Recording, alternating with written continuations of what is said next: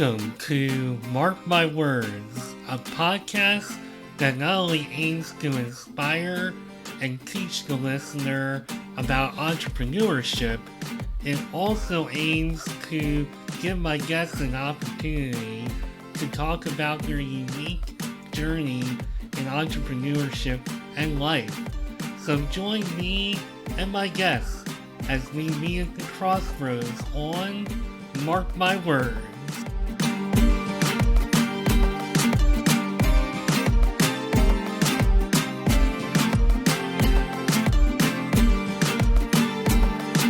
So I know I've probably said this a few times on Mark My Words, but one of the reasons that I really like doing this podcast, other than meeting all the great entrepreneurs that I've met, is just the variety and the great range of not only from one guest to another, but just within some of my guests' career and lives, just the variety of experiences that they have had.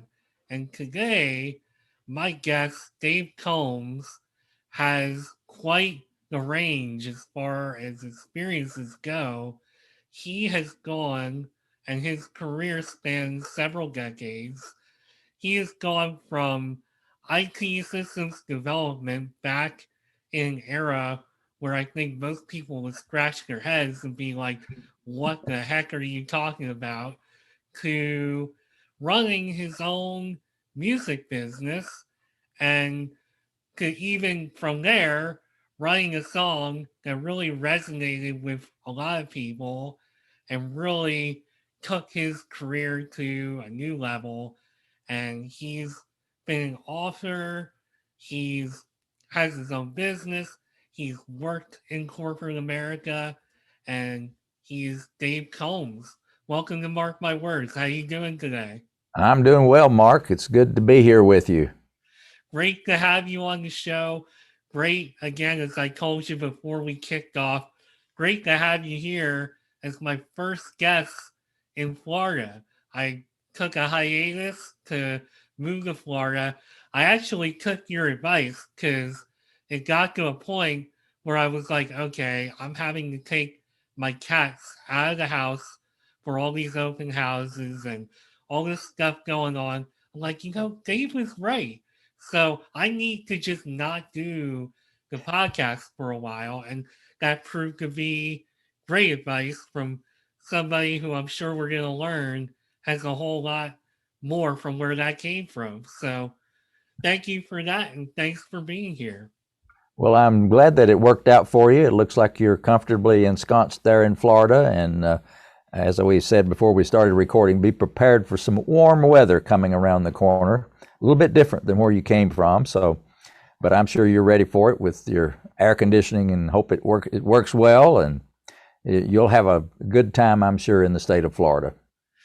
Yeah, I'm already having a pretty good time. I know that kind of held me up a little bit from getting production going. I'm like, I just want to go to the pool, go to the beach. I want to go golfing. I want to just take in Florida a little bit. So it's been a great time, and I'm very happy to be back. Very happy to have you as my first guest coming back from the hiatus. And enough about me. Let's talk a little bit about you.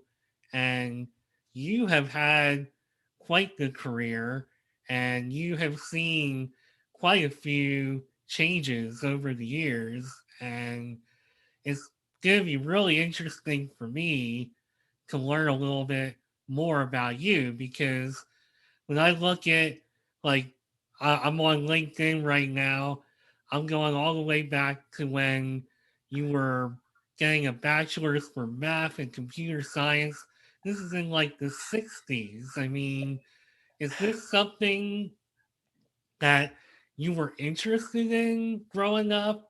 Like computer science? Like, I know we're going back a long ways, but how did you get interested in computer science and IT? Well, I guess if my mom were still alive today and you ask her about me as a little boy, she would say, he's the little boy that would get a new toy or new something. And instead of playing with it, he would take it apart to see how it worked. I'm one of those kids. I always was curious. I loved science. I still do. And I'm always very curious, want to know how things work. I was always pretty good at fixing things around the house. I could help my mom fix her sewing machine when something would go get tore up on that. But I'm always, and when technology came along, when I was a senior in high school, I was going to be an architect. I had taken drafting and all those kind of preparation things to be an architect. Well, we had one of those guest visitors come to the high school and do a program for us. And his name was Stan Johnson. He was a math professor at East Tennessee State University. And he came to talk to us about something new at the university.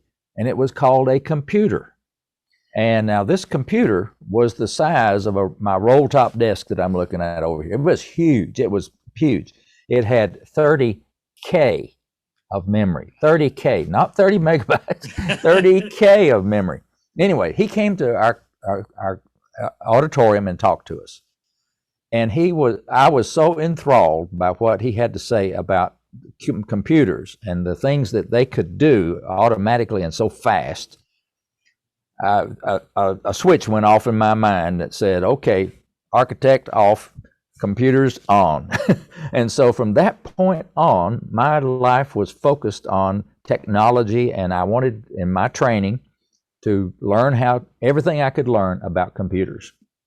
But it turns out that I did go to East Tennessee State University. I was a math major and a physics minor, and I worked for Stan Johnson, ironically, all 4 years of my being in college as a student worker in the computer center. So he taught me everything that I could possibly be taught about that computer in the computer center, how to program it, and all those kind of things. And so I was prepared. So when I graduated from college, I had 4 years of experience with computers. And so Western Electric was the big technology company that was part of the Bell system, and it was the manufacturing arm of the Bell system. Back then, the Bell system made everything to do with telephones, all the equipment. And they needed a lot of systems to help their factories and everything they did. They were upgrading to modern computer technology. They needed computer programmers. I interviewed with Western Electric on one day, and then he offered me a job on the spot. He says, Dave, you got 4 years of experience. I need programmers. He said, I'm prepared to make you an offer. And I said, well, Bob, I'm prepared to accept it.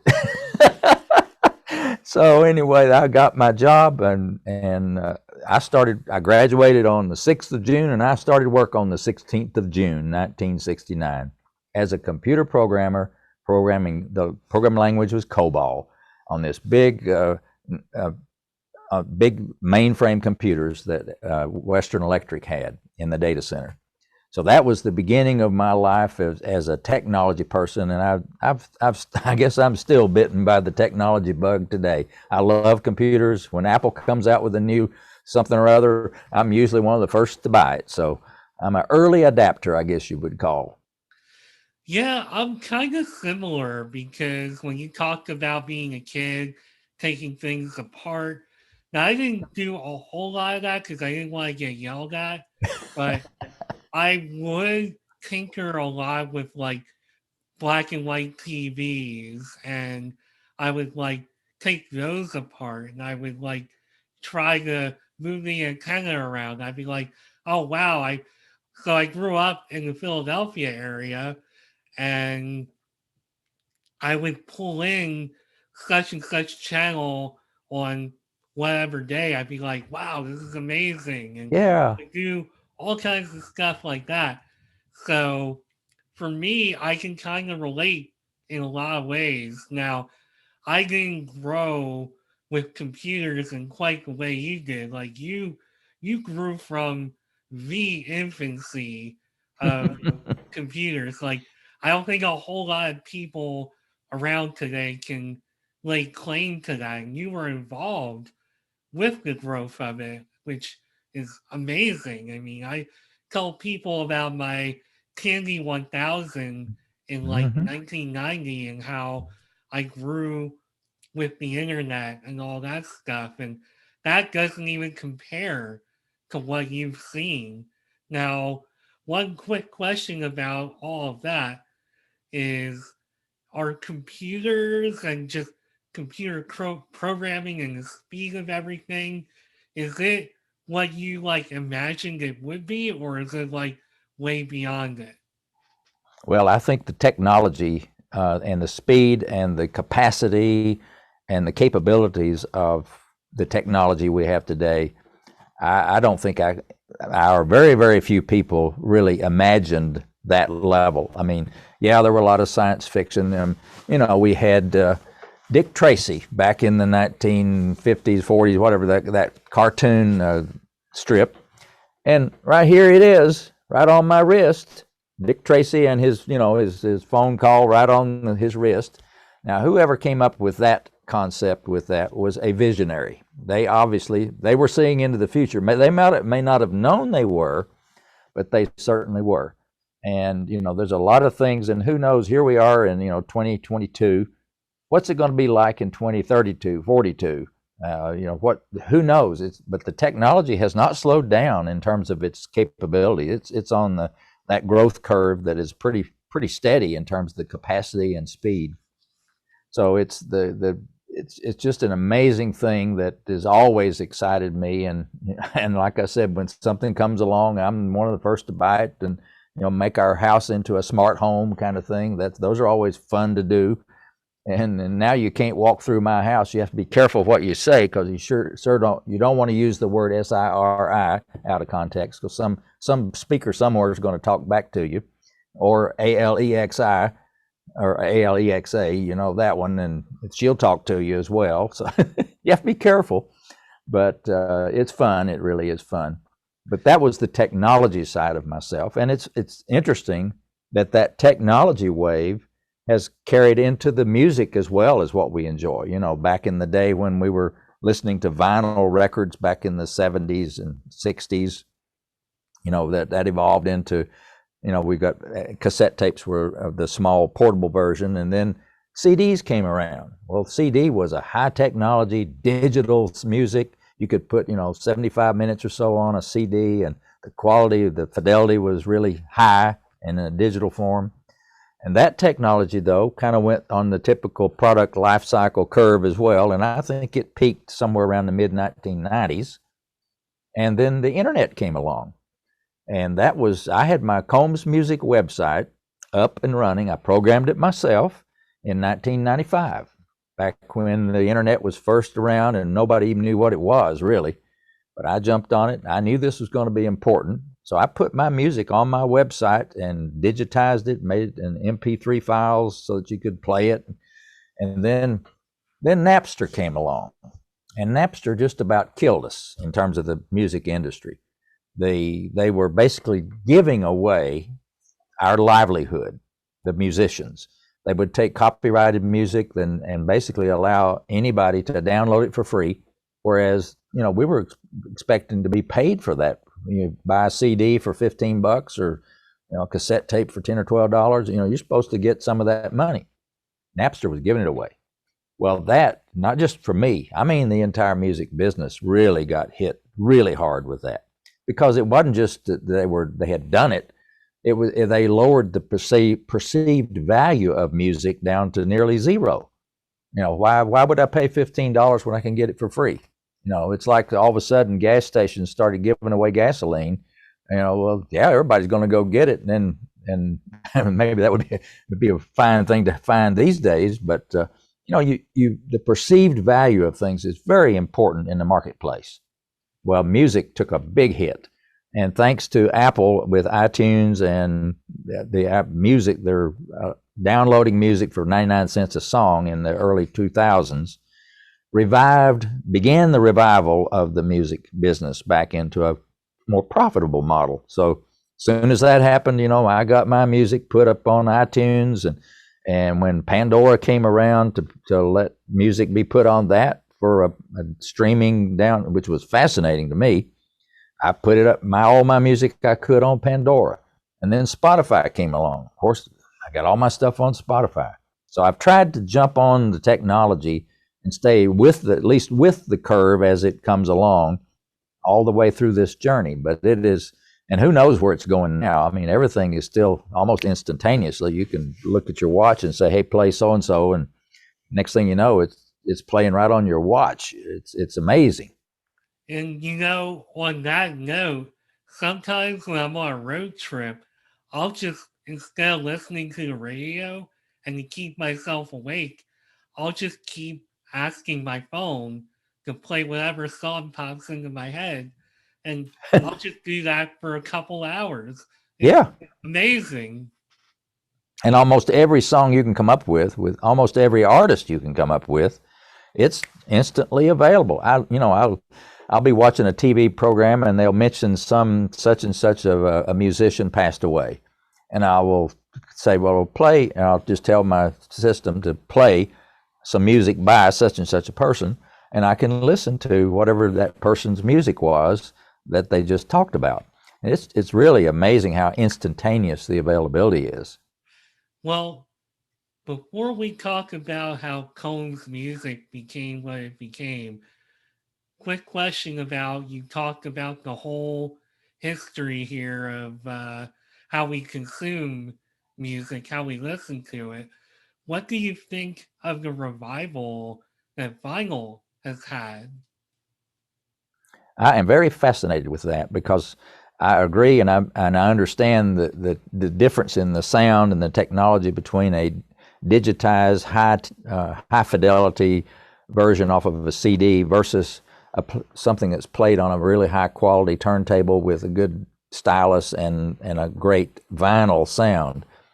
There is, and it has to do with the EQ of the music and the smoothness, the softness. It takes the sharp edges. The digital sound is great, but it picks up everything. I mean, every little nuance of a sound that could be not even contributing to the music.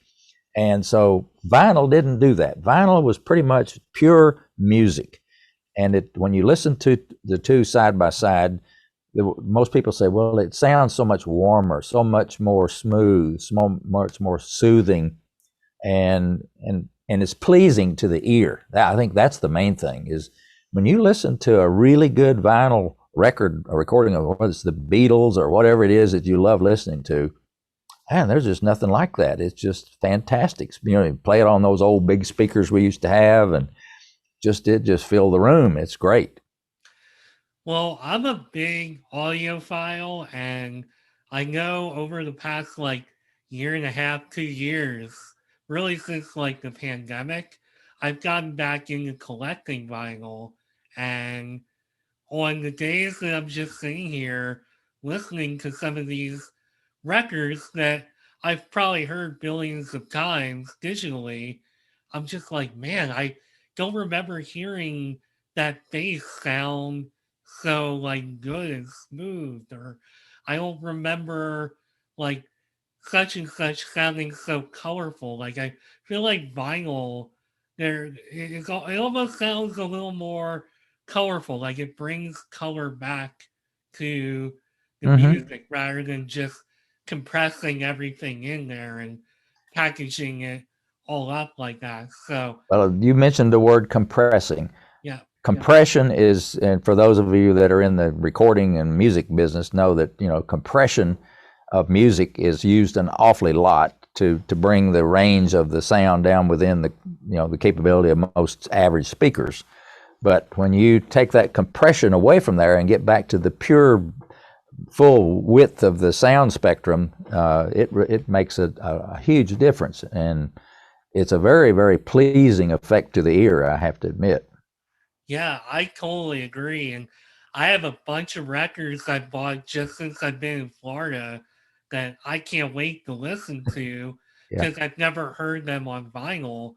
I want to see if I hear things that maybe I didn't hear before. So Mm-hmm. I could probably go on for the rest of your time talking about this, but Well, so could I. That it's a great subject. it is. And it's a subject that I could go on and on about, but I will sadly put that to the side and let's actually talk a little bit about how Cole's music came about because it seemed to me like you were really entrenched in technology and you were working in that career and then all of a sudden you transitioned into music. Now I know you didn't just wake up one day and decide to become a musician. I'm sure that was something you also did while you were growing up. So how did all this come about? How did you transition into being an entrepreneur and into music? Well, as far as the music is concerned, music has kind of been with me since I was born because both of my parents were musical. They both played the piano, and my father played by ear. My mother had taken piano lessons when she was a little girl. And so when we moved into our first home that we owned, which was I think I was about 4 years old, 1951, and we finally had room for a piano. So my parents bought a piano, and it sat in the living room. And from that day forward, there was always music in our home. And my father, he would play by ear. He'd sit down and he loved to play hymns and the Old Rugged Cross or the Amazing Grace, whatever songs he just wanted to play.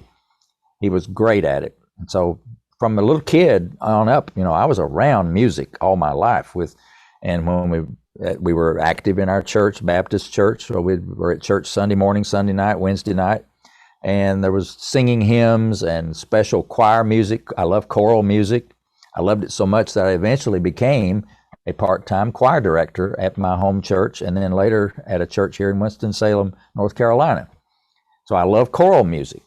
So being around music has always been part of me, and it's just a kind of a complement to my technology side with my career, but everything else was music.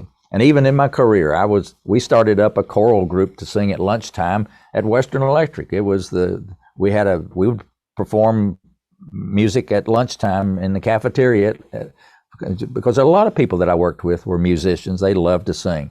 We'd get together at lunchtime and we'd make music. So music's been part of my life, all of my life. And then in 1981, I sat down at my piano and I played a song. Now I would sit down at my piano almost every evening after work and just play something just to relax.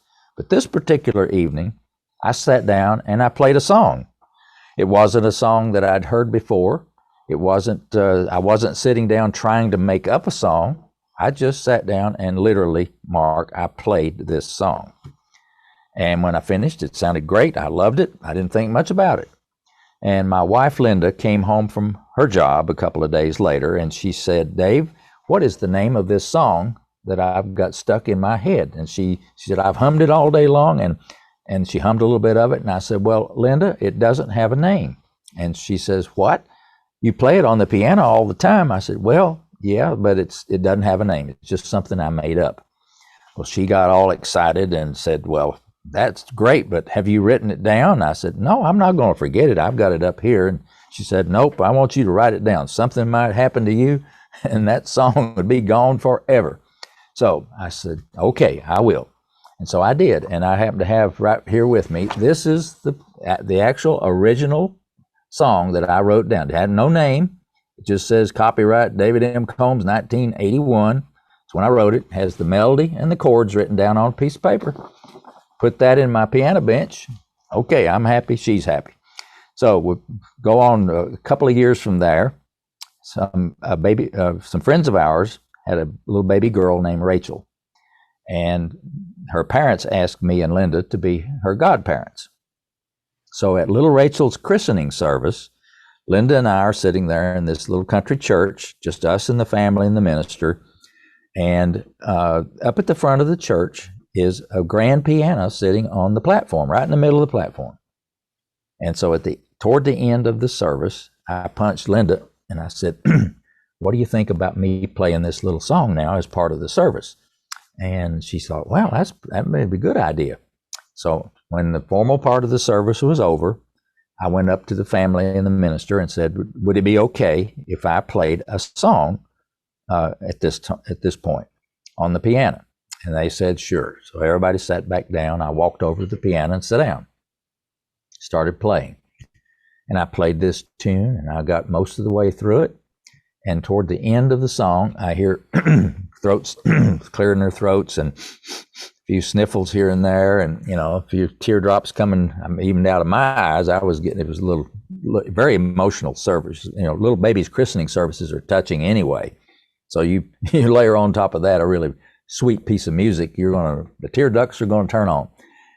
And at the end of the song, I looked over at little Rachel in the arms of her mother, and I said, from now on, this song will be called Rachel's Song in her honor. And that, Mark, is how the song got its name in 1983. Wow, that's amazing.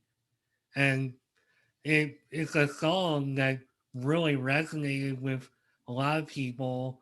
And this is something that it really kind of got you going in another direction in life. But you continued to work in technology for a few more years, right? Yeah, that was in 1983. And so 3 years later, in 1986, I was doing a lot of traveling with my job. AT&T and Western Electric we were revamping our factories, the software that ran the factories, and that was part of my team's job, was to help them implement new software. And one of the factories that I was working at and working during the week to cut over new software was in Nashville, Tennessee. Well, Nashville, as you know, is a wonderful town for music. Call it Music City, USA. And Linda said, well, while you're in Nashville, why don't you go and get a demo recording made of Rachel's song, something we could have and enjoy, and something we could give to the family to enjoy, and just find a professional musician to record it for us. I said, okay, I'll do that. So I did go driving around Nashville one afternoon after work and looking for a studio. So I head over to the part of town called Music Square. It's where the Country Music Hall of Fame is, and BMI headquarters, ASCAP headquarters, the RCA original old studio is located there that you can tour. And so I'm driving down this one side street. It's called Roy Acuff Place. Roy Acuff was a famous, much loved musician in Nashville. They named a street after him.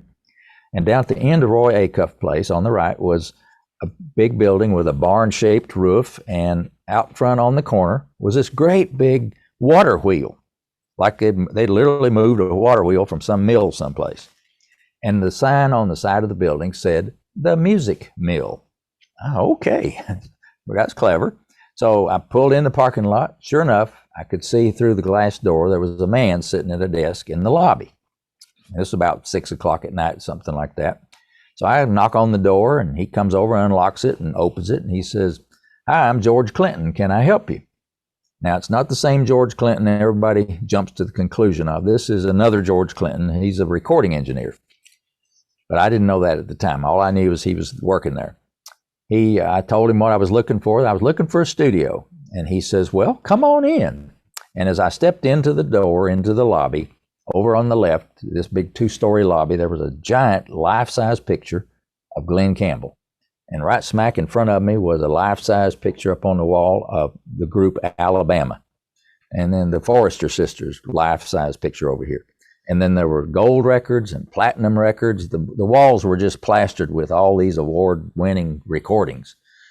And I thought, wow, this is amazing. So I told George, I said, I have never stepped foot in a studio until now.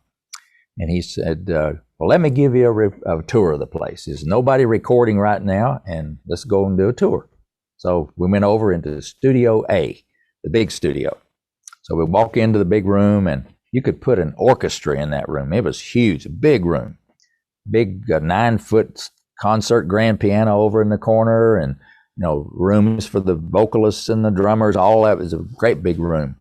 And he said, let's go into the control room where all the magic happens over here. So he opens this big, about 8 inches thick, soundproof door into the control room. So we open this door and we walk in. First thing I see is this big console, the control console. It looked about 8 feet long. It had rows and rows and rows of sliders and switches and knobs and lights, and it was an amazing looking console. And so around the room were all these big recording machines, and on each side of this big glass window where you could look out into where the musicians were, there was these great big speakers, the monitor speakers. And boy, that was I told George, I said, I'll bet you could launch a spaceship from this room. The technology looked like something from NASA. And so anyway, he said, well, this is where it all happens. I said, well, how much does this place rent for? And he says, this is $125 an hour plus engineer. And he probably noticed that my face probably went, it's not going to work. And he said, well, Dave, he said, don't worry about it. He said, the fellow that owns this studio owns another little studio across the street in what used to be a little rent house. It's two bedroom rent house, and now they've got a little studio in it. And he said, that studio is $15 an hour plus engineer. Okay, I can handle the $15 an hour.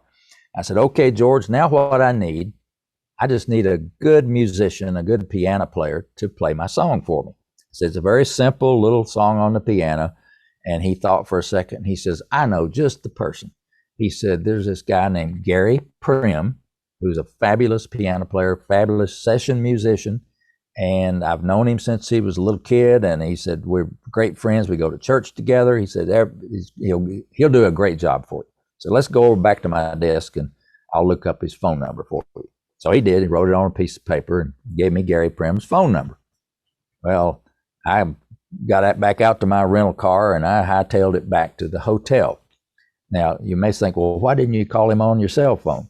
This was 1986. Cell phones hadn't been invented yet. So I had to go back to the hotel where the landline was so I could call Gary. I called Gary, got his answering machine, and he called me back in about 30 minutes. And he says, hi, this is Gary Prim. Can I help you? I said, yep. George Clinton says you're a great piano player and could do a great job of doing a demo recording of a song I've written. And he said, why, sure, I can do that. I said, what do you need from me, Gary? He says, I just need a recording of you playing it so I'll kind of know what it sounds like. And he said, then I need a lead sheet. I said, okay, what is a lead sheet? He chuckled. He said, well, it's very simple. He says, it's just the melody and the chords written out on a piece of paper. And I said, oh, I've got that. I just didn't know to call it a lead sheet. That was this original piece of paper I wrote it down on. Now I know this is a lead sheet. So I got back home that weekend and I sent Gary the lead sheet and the recording of me playing it. And 2 weeks later, we met in this little studio across the street from the music mill. This was August the 22nd, 1986 at 6 p.m. I never will forget it because that night changed my life. That recording was unbelievable. So I'd love to walk you through this recording. It is really a fascinating process. If you ever get the chance to sit in on a recording process of a song, do so. It is a marvelous experience. So here's what happened. About 6 o'clock, Gary Prim comes in with his Yamaha DX7 synthesizer under his arm, and he comes in and he sets it down, and then and he's just a mighty friendly fella. I mean, he's one of those people that's just instantly friendly, just friend for life. And so he sits down with the little baby grand piano that's in the studio, and he starts warming up. And so I go back into the control room where the engineer is, and he's setting up the tape recorder and the microphones and all that. And so pretty soon we're all ready. Gary motions to the engineer that he's ready to record too. So we're ready. And the engineer pushes record on the machine, and we're rolling. He's telling through the little speaker to Gary, so Gary knows to start. And Gary starts playing my song. Now remember, I have never heard my own song played by anybody but me. So I had, Mark, no idea what to expect from this music. I knew it was probably going to be great, but I had no idea how great it was going to be. I was blown away. So Gary's playing through there, and then he stops. And I thought, oh, what's going on?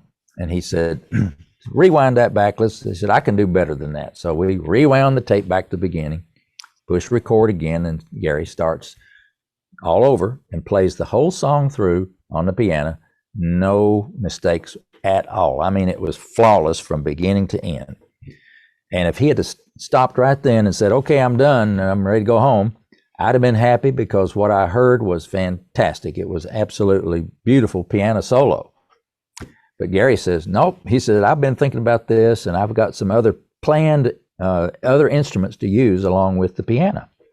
He says, I want to put in there some electric piano sound with the synthesizer that will make those piano sounds sound much richer sounding, a real full sound.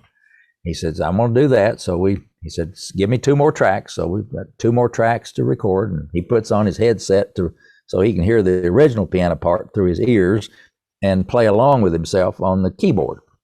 So we record that, and he's playing the electric piano part. Unbelievable. He nails it. Absolutely nails it. When you listen to the recording, you can't tell there's not but one instrument playing. It's not none of this ba-bump, ba-bump, everything's out of sync. It is right on top of each other. Amazing. So we record the electric piano, and then Gary says, well, I need some, the song needs some bottom and some top. He said, I'm going to put some low strings for the bottom, and I want to put some high strings like violins at the top, so to give it a really wide range of sound. So 2 more tracks on the recorder and record the low strings. And then 2 more tracks, he records the high strings. And then he said, right through some part of that, he said, it just needs a little more punch. And so he said, I want to put a horn sound in there. So, okay, 2 more tracks, horn sound, record those. He said, okay, now I think we've got it. So he comes into the control room, and so it's me and Gary and the engineer standing there, and the engineer fixes it up so you play it, and we can hear all of it together. And we're listening to it. I can't believe my ears. I was absolutely blown away by what I heard. I'd never heard anything any better on the radio ever. It just was that good. And when he finished, Gary says, well, that's exactly what I wanted, and it sounds good to me. I said, it sounds great to me too. So I wrote him a check for our agreed upon fee, and he packed up his synthesizer, and out the door he went to go home. And I didn't know whether I'd ever see Gary Prim ever again in my life or not. Turns out that young man and I would go back in the studio over the next 15 years and record over 170 songs in the studio. But I didn't know that at the time. And so he became almost like a brother, like family. Like he's that close. We still talk and communicate almost every day, one way or other, even today. So that was the beginning of the recording of Rachel's song. And so, of course, I left the studio that night he made me some cassette tapes of the song and my master tape. And so I paid the engineer and I left.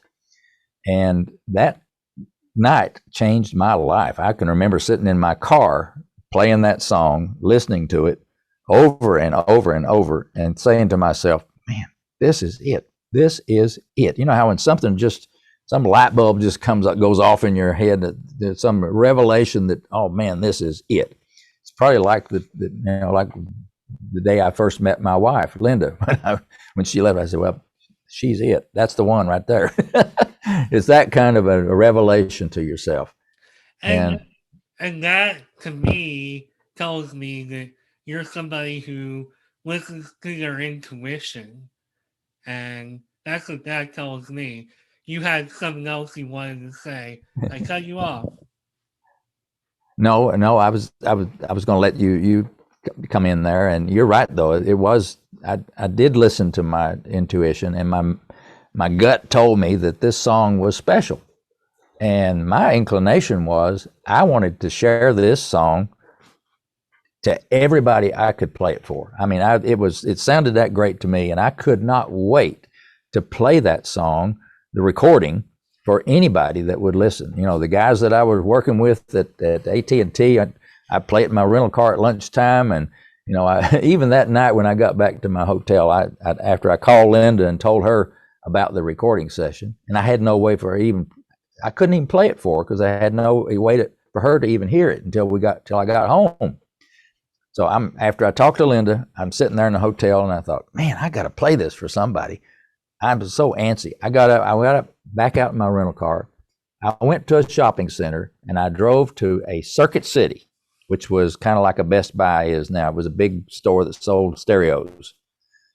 I walked in there with my cassette tape and I found a salesperson. And I said, I've got a cassette tape of some music here that I want to hear on the best stereo system you've got in this store. So he said, well, let's go over to our big high-end room over here. So we went over there and he played it on the great big speakers and turned it up, and it sounded great. It sounded so great that all the customers in the entire store stopped to hear this music. And so I saw firsthand that not only was I moved by the music, everybody else that heard it was. So, and that has been true ever since. And that was what, 41 years ago? And that song today, even when you play it, and when you go to my website, you can play it for free right on the front of my website. And I promise you that song will touch your heart too. And I hope that you can listen to it in a really quiet environment where you can really hear all the subtleties of the song. And when you listen to that song that's from my website, guess what? That recording on my website is the original demo recording that I heard that night in August of 1986. Has not been remastered, not been remixed. So when you listen to it, now that I've told you all that process, I want you to close your eyes and picture yourself in there in that studio with me listening to this recording being made, because that is what you're going to be hearing. You'll hear when the electric piano starts in with the real piano, and you'll hear when the low strings come in and the high strings. You'll hear when those horns come in, and it's quite an experience. So I hope that this description has allowed you to at least visualize yourself into that studio with me that wonderful evening. No, I know I can visualize it just based on my background. I've been not in a recording session like you were in, but I mean, I know what a big time, quote unquote, big time production of like a TV show or movie is like, just based on my experiences in the business. So I can imagine, especially all those years ago, taking your composition and having it, orchestrated and put together in a professional environment. I mean, that's amazing. It's amazing back then, probably still pretty amazing It is. today. Yes, it is. It's, and any opportunity I would ever have to sit in on anybody's recording session, which I have done in the past when I'm in Nashville, get invited by the engineer to, why don't you come over, so and so is recording today, and just sit there and watch the professional musicians perform. It's a real honor and a real thrill to just hear some of those. And sometimes you get to hear some really famous, really super talented artists as well. And you know what I found out in Nashville? Those people are as humble, by and large, as anybody you'd ever want to meet. They're not stuck on themselves and all this and, trying to be standoffish.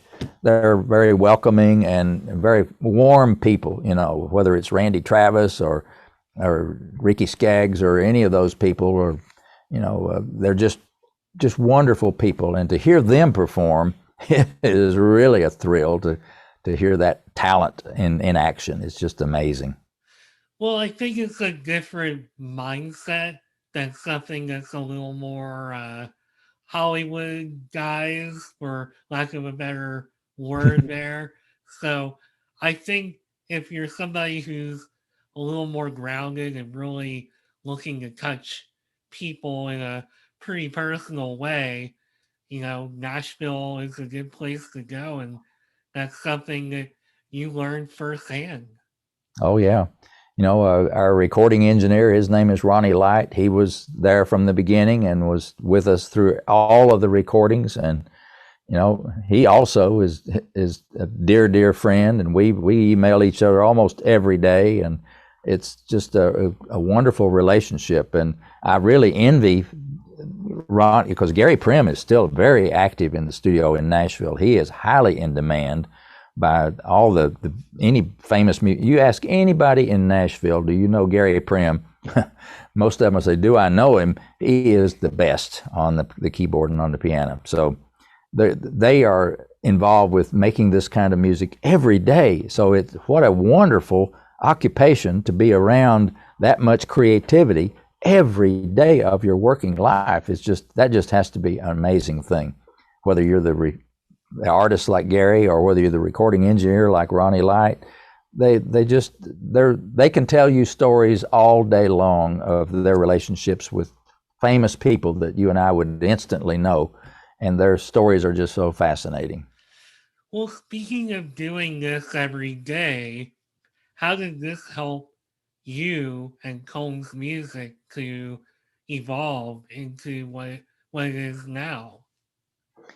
Well, it was a slow process, obviously, with the beginning of one song recorded in 1986 and the first album, Rachel's Song, with other songs that I'd written along with that one, put on an album. That was in 1988. And so in 1988, then, I had an album to sell to the public. And again, get played on the radio as well, obviously, but mainly to sell to the public. The question was, how do you sell it to the public, and how do you get the public to even hear it other than the radio? And I had approached the record stores, which back then we had one called Record Bar, and there was Tower Records was another one, and so all those big box stores, they wouldn't have anything to do with me because my music was instrumental.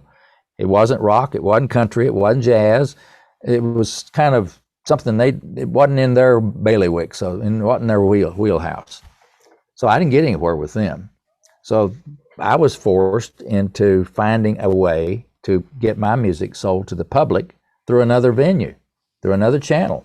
And there wasn't any other channel that existed, so I had to create my own, and which I did. Myself and two other musicians, one in California, one in the Midwest, were doing the same thing. We had created instrumental music that was very soothing and relaxing, and people wanted to buy it. And what we had found was a way to sell it in gift shops around the country, places that would play the music because it needed to be heard to be bought. It wasn't where a customer walked in the store and says, "Hey, do you all carry Rachel's Song?" No, that wasn't the way it worked. They walk into the store, Rachel's Song's playing on the sound system in there, and they go, "Whoa, what is that music that's playing? Do you have it for sale?" And if they did, it was in a little basket by the cash register, and they'd buy it and take it home with them. And that became known as the play and the sell market. So I created my own sales channel. And it didn't take too long, about maybe 2 or 3 years, before the rest of the music business discovered my channel, and they started coming into it as well.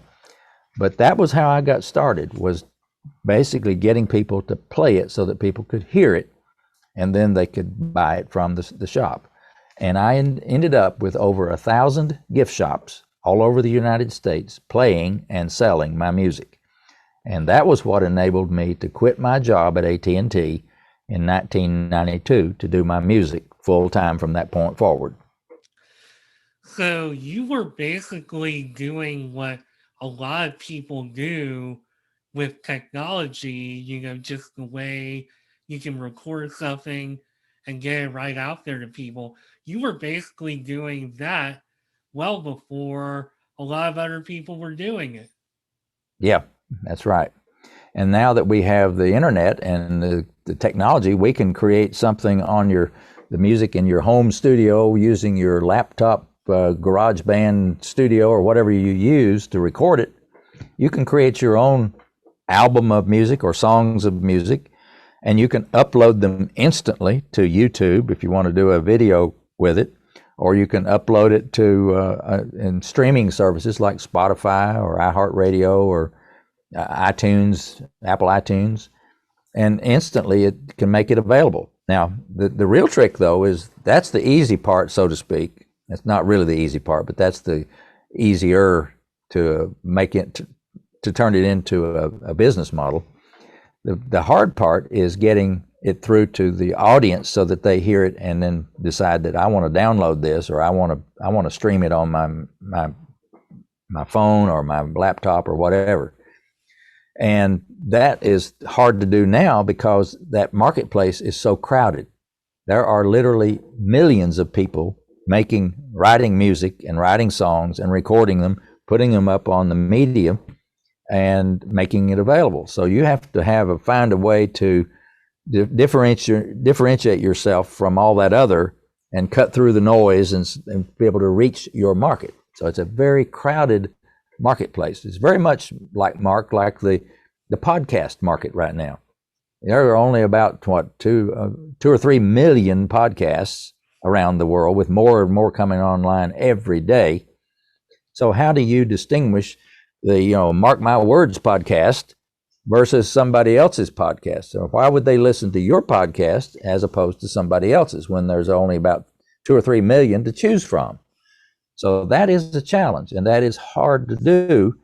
And that is the essence of really smart marketing and thinking about your product and your service in a very smart way to reach the targeted audience you're trying to reach.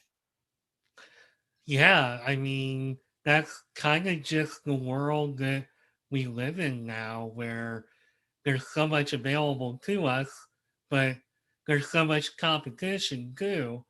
And you hit it right on the head as far as distinguishing what makes you different from everybody else. And I feel like you were so far ahead of your time because you figured out through your song, through Rachel's song, through everything else you were doing, you figured out how to market yourself, what made you different.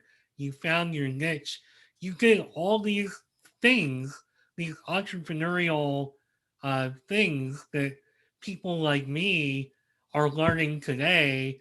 And many of us think that this is kind of like a new thing, that, learning to be entrepreneurial in that sense, where you learned that in a totally different era and you were so successful.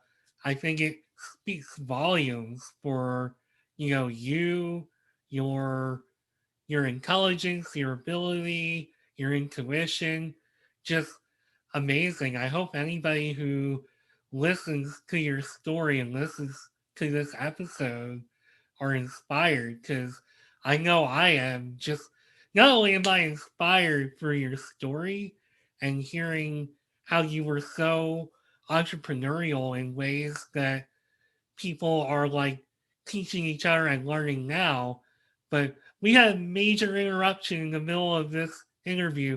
You did not miss a beat, and you were amazing telling this story, which may or may not sound edited once I edit it, because I apparently have to change email addresses for these episodes. But putting that aside, I mean, just remarkable, your whole story, how you put everything together for yourself. I mean, what's next for you?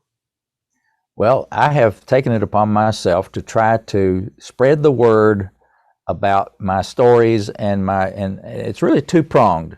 One is the music, of course. I want more people to hear my music. That's kind of an understatement. There's millions of people have heard Rachel's song and some of my other music, but there are billions of people who have not. So one of my missions is to expose my music through whatever means I can to as many people as possible, so that they will, whether accidentally or on purpose, find my music and listen to it. Because I know from personal experience, when they do, they will be touched by my music. And that's the title of my book that I wrote, Touched by the Music, because I've heard from over 50,000 people over the years. I've kept all those letters and notes. My basement has probably 25 or 30 boxes of letters and notes. And so I've went through all of those. They're unbelievably inspiring stories, touching stories. You better get your box of Kleenex out when you're reading them. Some of them are really, really touching, whether it's the birth of a child or the death of a loved one, or, there's all kinds, the whole range of where music has impacted somebody's life. Well, that prompted me to write my book. touched by the music. And I wanted to tell some of those stories. And I also wanted to share some of these same stories that we've talked about tonight or today on the podcast. And those are in my book as well. And I want those to be inspiring for any entrepreneur or anyone that wants to consider doing something more with the gifts that they have, whether it's a gift of writing music, of singing music, of performing music, or painting, or sculpting, or public speaking, or all kinds of gifts. Everyone has kind of a gift, whether it may be as simple as a gift of a sweet smile. When's the last time you walked up by somebody on a greenway or at the grocery store and they gave you a really nice smile? I know you in your mind you said, man, that seems like a really friendly, nice person. Well, just that momentary gift of a wonderful smile sometimes is a gift to somebody when they need it. So everybody has their gifts.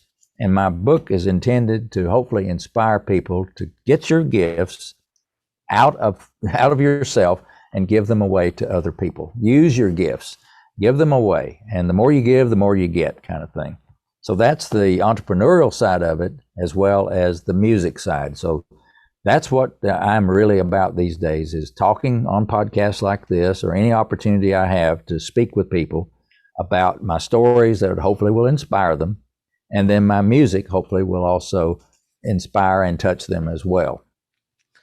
Well, I certainly know that your story has inspired me. And for this being the first podcast I've done in several weeks, it's yet another reminder for me of why I do it, which is to be inspired and to be uplifted. And that's part of what it's all about for me. I hope other people listening get that same feeling. But this is why I do it. This is why I like meeting people like you. And I mean, what a great story and really inspirational, and considering how long ago you started your journey, and with less tools, quote unquote, than we have today, you took all of that and made it happen. And that's just amazing and really inspiring.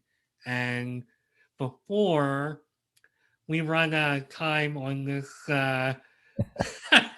on this meeting, I should ask you, how can people find you? Like, I know you have a website, your music is out there. How can people find you if they want to connect with you or learn more about you?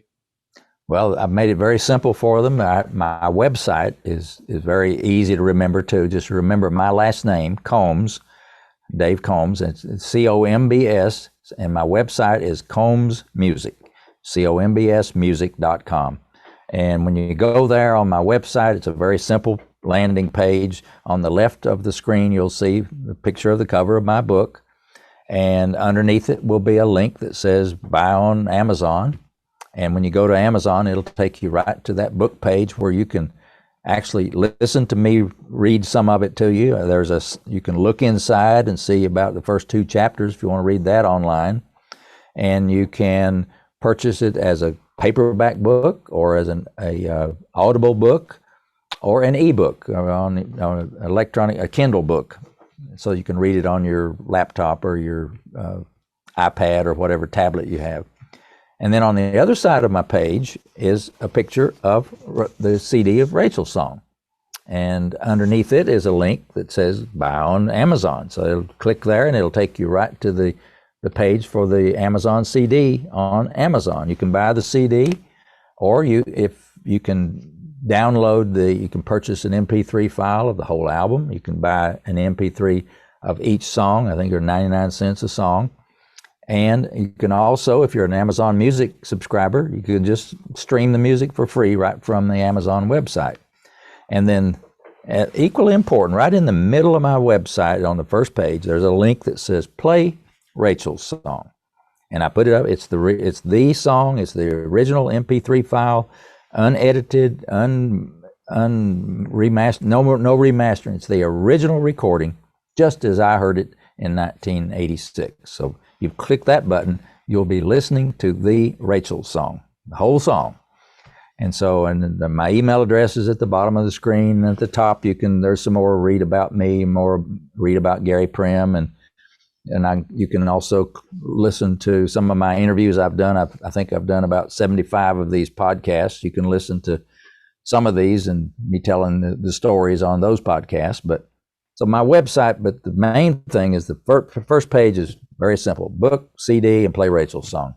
CombsMusic.com. Well, Gabe, thank you very much for sharing your amazing story with me and the rest of the audience. And thanks for taking time out of your busy schedule with all these interviews you're doing to be on Mark My Words. I appreciate it. And I had a blast. And thank you for putting up with the wonkiness of this Zoom here. I'll have to look into that.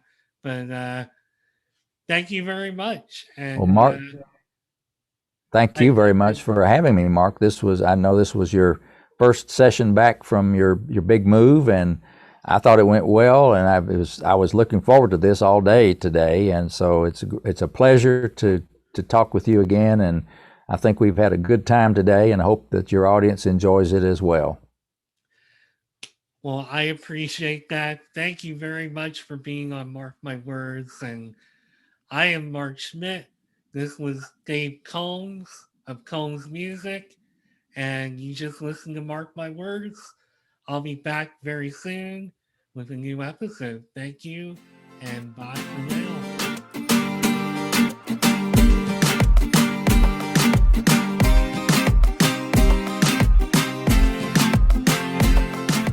Thanks again for taking time out of your busy day to listen to Mark My Words.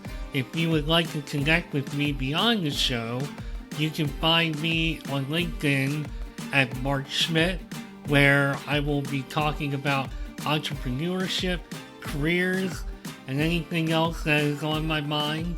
You can also connect with me on Twitter and Instagram at Nimrod1979 and Nimrod79 respectively. This podcast also has a page on Instagram at Mark My Words. And finally, if you want to leave me a voicemail or check out what I'm up to with the podcast, come find me at podpage.com/mark-my-words. Thanks again for listening, and I'll be back with a new episode soon. Bye for now.